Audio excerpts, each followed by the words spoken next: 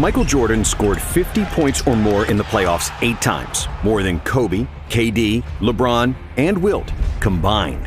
Jordan also had the most 40-point playoff games, more than Kareem, AI, Steph, and D-Wade put together. In fact, MJ is the only player in NBA history who had more 40-point career games than games where he scored less than 20 points. Jordan's godlike aura, brutal trash talk, and physical dominance put fear in opponents' hearts. And while they had to get a good night's sleep before facing the Bulls, Jordan could drink and smoke cigars before the game and still drop 40. His airness made it look easy, and he proved it when the games were on the line.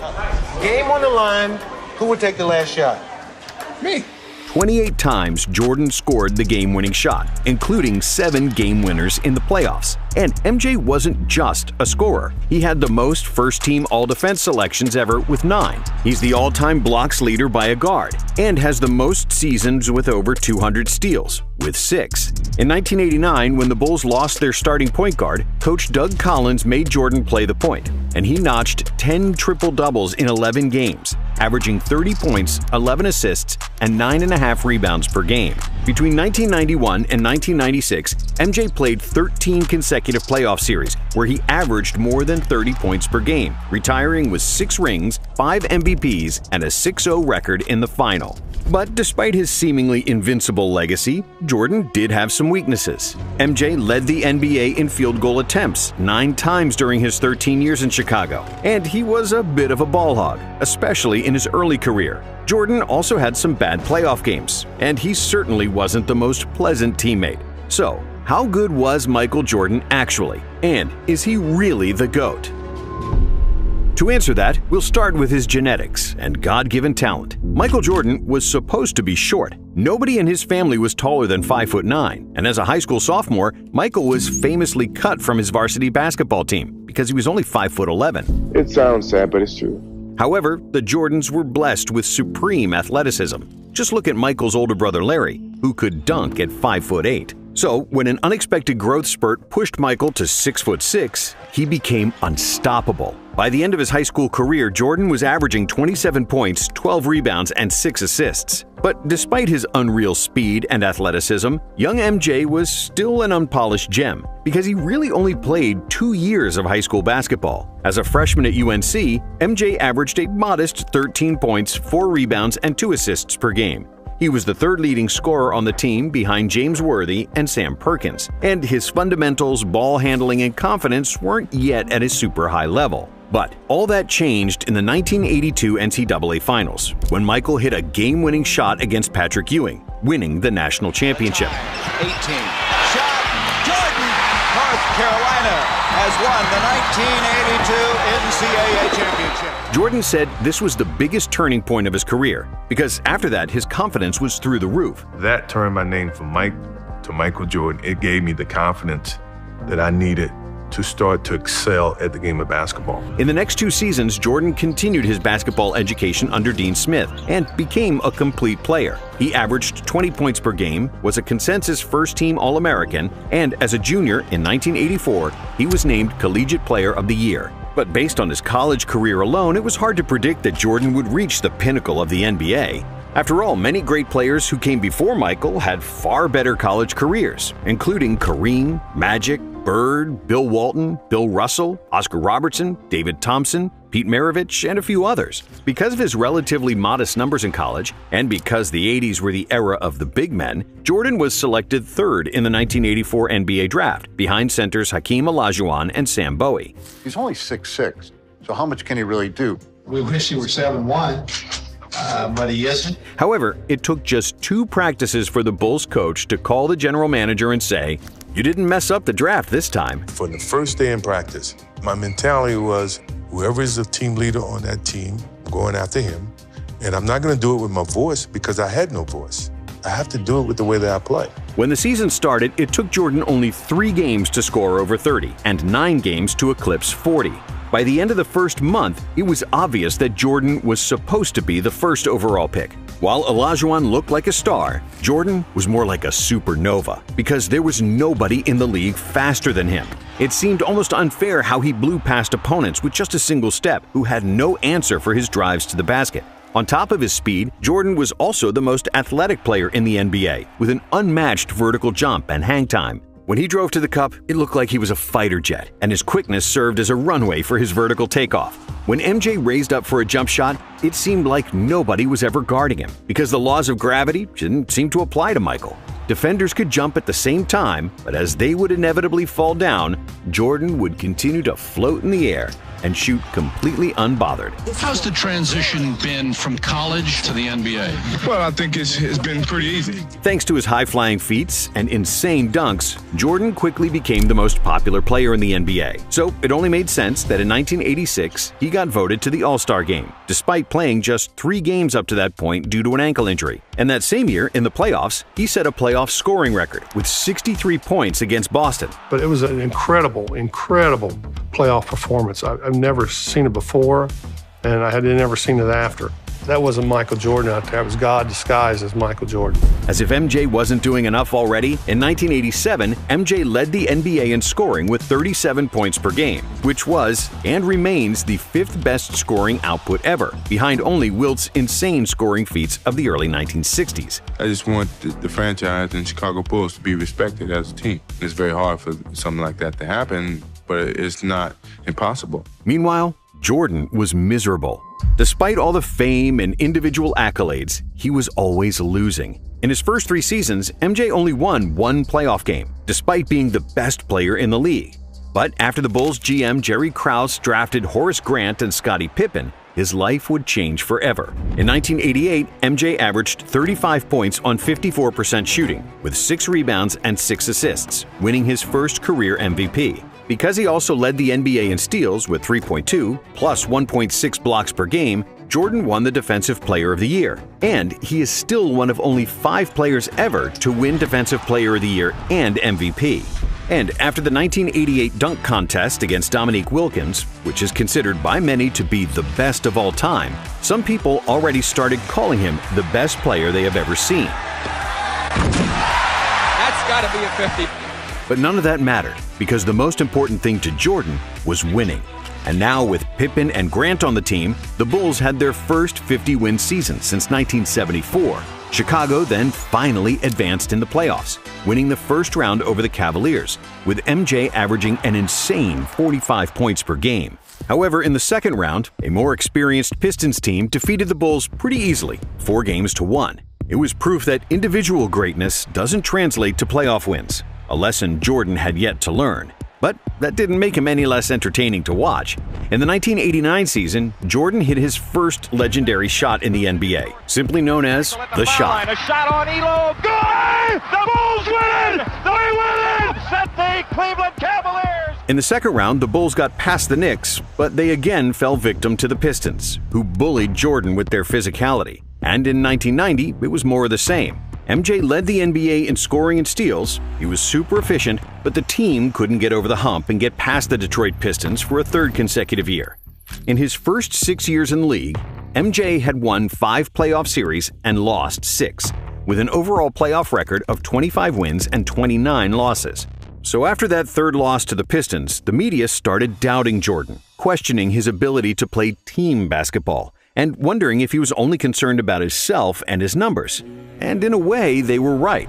In the 80s, he was often trying to score out of double or even triple teams, ignoring his wide-open teammates. In 1989, he was a capable passer, averaging a career-high 8 dimes per game, but Jordan always looked to score first and pass second. And he wasn't like Magic, Jokic, or Doncic, who manipulate defenses with their eyes and fake defenders into wrong coverages. Jordan's passing was more reactive. He got rid of the ball only when he saw that somebody was wide open. And since Jordan was like a black hole that sucked all the defensive attention, when he did opt to pass, it was usually for an easy dunk.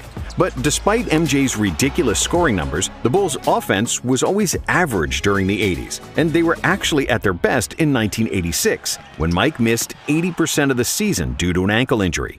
It wasn't until 1990, the arrival of Phil Jackson and the emergence of Scottie Pippen, that the Bulls' offense cracked the top 5 in the NBA. Pippen's passing and pushing the ball in the open court created lots of space for Jordan, who could finally trust someone else to make plays for him consistently. But Pippen's value was maybe even more pronounced on the defensive end. With an enormous wingspan, agility, and a motor to cover multiple players on one possession, Scottie was just what Michael was missing. Pip's presence allowed Michael to play free safety on defense, jump into passing lanes for steals, and he didn't need to waste his energy guarding the best opposing player, because Scottie usually did that. And after agonizing defeats against the Pistons, MJ decided to bulk up, which was unprecedented at the time. Players didn't spend much time in the gym, and if you look at all the players in the 80s, they looked lean, but hardly anyone was super muscular. So when MJ returned for the 1991 season, he was still super quick, athletic, and could contort his body in the air like no one else. But this time around, he was also much stronger, which allowed him to absorb contact better and bully smaller players with his size. What also helped Michael was the arrival of coaches Phil Jackson and Tex Winter, who instituted the triangle offense, which was based on cutting in open spaces and playmaking out of the post. If executed properly, the triangle was believed to be the most optimal offense to optimize spacing. MJ didn't have to bring up the ball all the time and force his shots, and he was receiving the ball closer to the basket, where he'd bully smaller defenders and dominate like never before. Even though Jordan was phenomenal from the moment he stepped into the NBA, in 1991, he was at his best, and he won his second MVP award. The 91 Bulls had the best offense in the NBA, and they crushed the opposition in the Eastern Conference. They swept the Knicks, beat the 76ers in 5, and then finally got their revenge against the Pistons. This time, it wasn't even close, as Detroit was on the decline after 3 straight NBA Finals trips, while the Bulls were ascending. MJ swept Isaiah and the Pistons, who famously left before the final buzzer of Game 4, refusing to shake the Bulls' hands. We finally got over the hump of the loser's mentality. We were starting to become a winning franchise. And, the sky was the limit. But in the NBA Finals, another legend awaited, Magic Johnson. And it seemed like the 5-time NBA champion still had the upper hand when the Lakers defeated the Bulls at home in Game 1. That is, until Phil Jackson made the adjustment to have Pippen guard Magic, which turned the series around. And in Game 2, Jordan dazzled the world with another iconic move, switching hands mid-air to score an acrobatic layup. Oh, a spectacular move by Michael Jordan! The Bulls won the next 4 games, and at last, the championship. Jordan's hunger for an NBA ring was finally satisfied.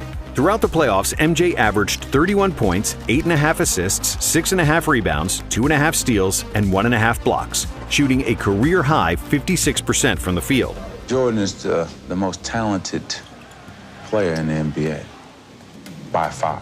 And the 1992 season was a continuation of peak form for Jordan and the Bulls. Another scoring title with super efficient shooting, first-team All-Defense, and another MVP for his airness. The Bulls once again had the best offense in the NBA and won a franchise record 67 games.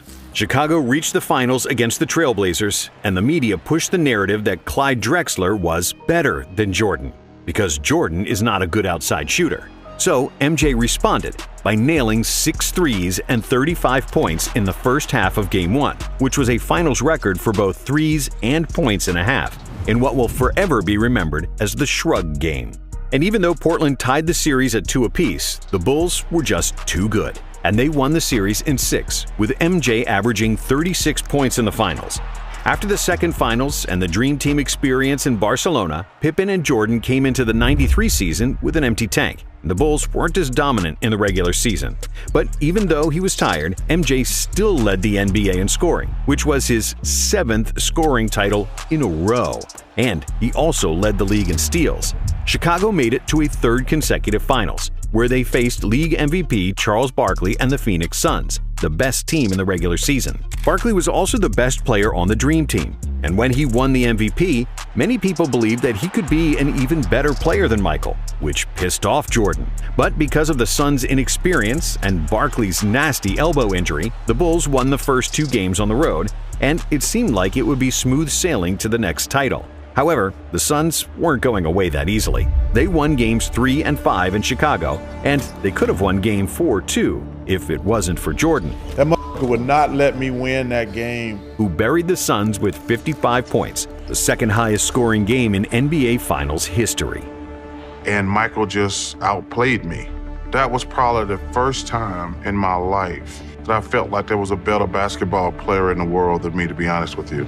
After 5 games, it was 3-2 for the Bulls, but the remaining 2 games were to be played in Arizona. In Game 6, the Suns had the lead throughout the fourth quarter, but Jordan kept the Bulls in the game, and everybody expected Jordan to take the final shot to tie the game. But MJ wasn't the same stubborn player as before, and he gave up the ball early to set up an open shot for John Paxson.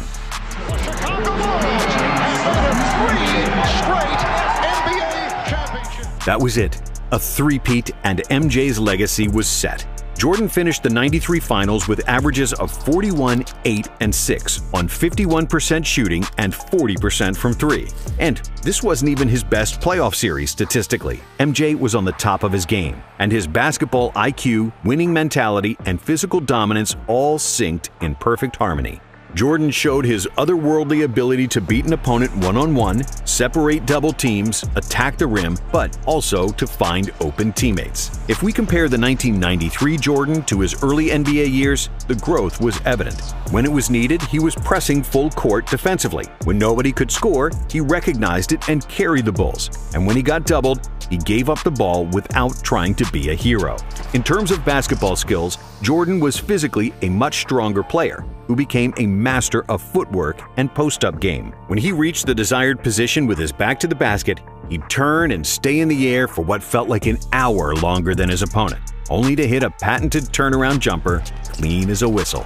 The memories of anyone doubting him were long forgotten. Everybody knew he was the best player alive, and many believed after that three-peat he was already the best of all time. My love for this game is strong. I'm going to be here as long as my love is strong, Jordan told reporters after the finals in a champagne-soaked locker room. However, just 1 month later, his father was killed, and Jordan retired from basketball for a year and a half. The love for basketball was put on hold. I had him for 32 years, and he taught me a lot in 32 years. You know how many kids get that opportunity? Very few. In today's society, get the chance to spend that much time with their parents and get that type of influence. 18 months and a stint in minor league baseball later, and the itch for the game became too strong. So Jordan released arguably the most famous 2-word press release of all time. It came in a 2-word statement which is now just begging to have a Nike campaign built around it, quote unquote, "I'm back." And it didn't take Jordan too much time to show that he was still the god of basketball. In just the 5th game after his return, he poured in 55 points against the Knicks in the infamous double nickel game. But overall, MJ struggled with his shot, shooting a career-low 41% from the field. And it turned out that playing baseball for a year and a half took a bite out of his greatness. Even the best players need to practice. And in the second round of the playoffs against Orlando, things didn't go according to plan. Even though Michael averaged 31 points on 48% shooting, the Bulls weren't as strong inside.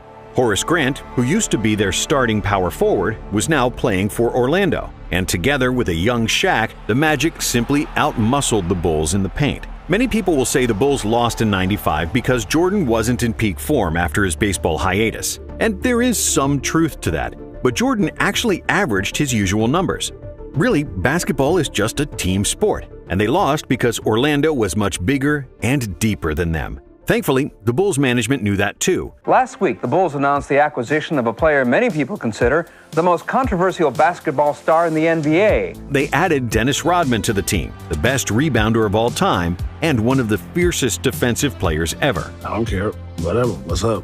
A year before, they also added Steve Kerr, the most accurate three-point shooter ever. And together with a defensive dog, Ron Harper, and Tony Kukoc, who was the most versatile power forward in the NBA, MJ had the best supporting cast in the league.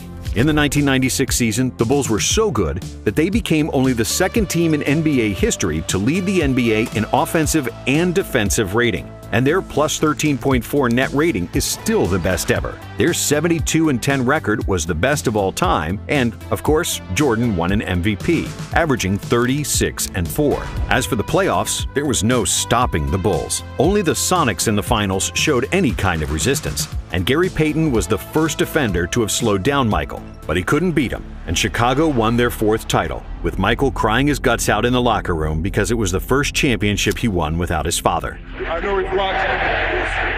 This is for Daddy. I'm very happy for him. He's a voice of reason that always drove and challenged me. That's the type of father I have. Like a friend? Yeah, like a friend. And when the 1997 season started, the Bulls continued to rule the NBA. With 4 Hall of Famers, the most accurate three-point shooter of all time, and other excellent role players, no team could match up with Chicago. Running the triangle like a well-oiled machine, the Bulls dominated the regular season with 69 wins, and getting to the finals seemed like a walk in the park, as they only lost 2 games in 3 playoff series. But in the finals, it wasn't that easy, because they played the formidable duo of Stockton and Malone and the Utah Jazz. This series would be remembered by the infamous flu game, where Jordan suffered from food poisoning and had a fever before the pivotal Game 5 when the series was tied. But Jordan played through the illness and managed to squeeze every atom of strength to score 38 points, and the Bulls won, 90-88. In Game 6, Jordan trusted Steve Kerr with the final shot, and Kerr hit a jumper for the win in the final seconds.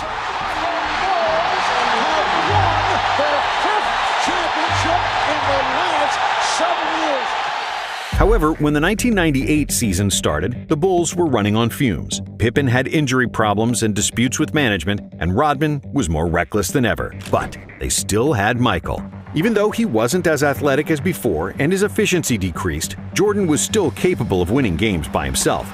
The Bulls finished with 62 wins despite Pippen missing half the season, and that's why Jordan was named NBA MVP for the 5th time. In the playoffs, the Bulls survived the Indiana Pacers in the Eastern Finals, winning Game 7 by 5 points. And then, in the finals, Utah awaited again, hungrier than ever. In a tough defensive series where neither team scored 100 points, Jordan proved his clutch factor once again, hitting arguably the most famous shot in NBA history over Byron Russell. Jordan. Open. Chicago with the lead. 6 championships in 8 years, with 6 awards for the Finals MVP, and Jordan achieved basketball immortality. And if this is the final chapter, what a way to close the book. After 1998, Jordan retired for the 2nd time, which was the end of his prime, and we can sum up his career with the Bulls in 3 parts. The first part being between 1984 and 1990, when he was easily the most athletic player in the NBA, a scoring machine beating players with speed and leaving defenders stuck in the mud. But basketball is a team sport, and Jordan didn't have enough quality teammates around him, and those who he did have, he didn't trust. The second part was the first three-peat, when he slowed down a bit and wasn't going 100 miles per hour on every possession. MJ was then physically stronger, he became a master of all facets of the game, improved his shot, and started trusting his teammates. And then came the second three-peat, where the Bulls had the deepest and most versatile team in the NBA. The Bulls with Pippen, rookie Kukoc, and Kerr won 55 games in the 1994 season, and they played without Jordan, Rodman, and Harper, who was maybe the most underrated teammate MJ ever had. When they all got together in 1996, it was game over for the league. But having good teammates is essential to winning in the NBA, especially when you're past your physical prime.